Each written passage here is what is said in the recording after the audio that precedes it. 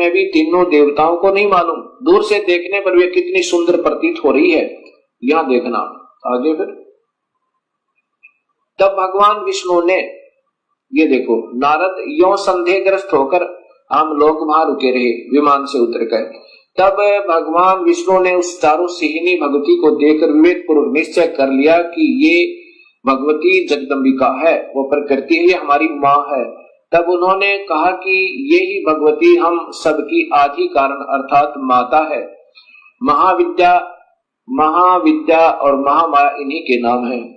ये पूर्ण प्रकृति है, ये देख लो, ये प्रकृति इनकी ब्रह्मा विष्णु महेश की माँ है। और यहां स्वयं बताते हैं,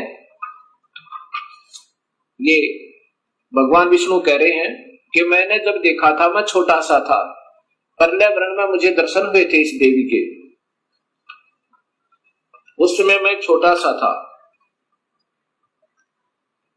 ये वही संपूर्ण संसार की कारण है, ये वही देवगना है जिनके प्रलय में अर्थात जब पानी ही पानी था मुझे दर्शन हुए थे, उस समय मैं बालक रूप में था।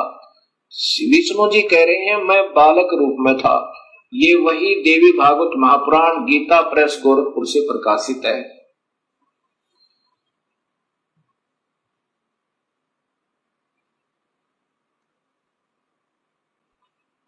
भक्तात्मा, अभी तक हमारे अधूरे गुरु, जब हम उनसे प्रश्न किया करते थे कि ब्रह्मा विष्णु महेश के माता पिता कौन है, वो कहा करते ये तो अजर है, अमर है, इनके कोई माता पिता नहीं है, ये तो अजन्मा है।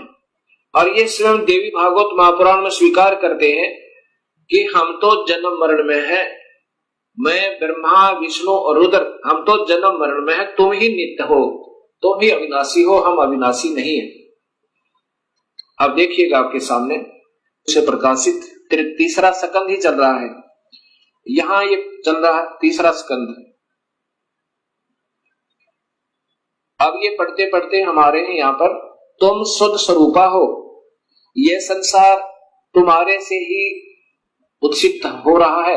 मैं ब्रह्मा और शंकर, विष्णु स्वयं कह रहा है मैं ब्रह्मा और शंकर हम सभी तुम्हारी कृपा से विद्यमान हैं, हमारा आविर्भाव और तिरोभाव हुआ करता है। आविर्भाव मान जन्म और तिरोभाव मान मृत्यु, हम तो मृत्यु और जन्म में हैं, ये ध्यान से देखो।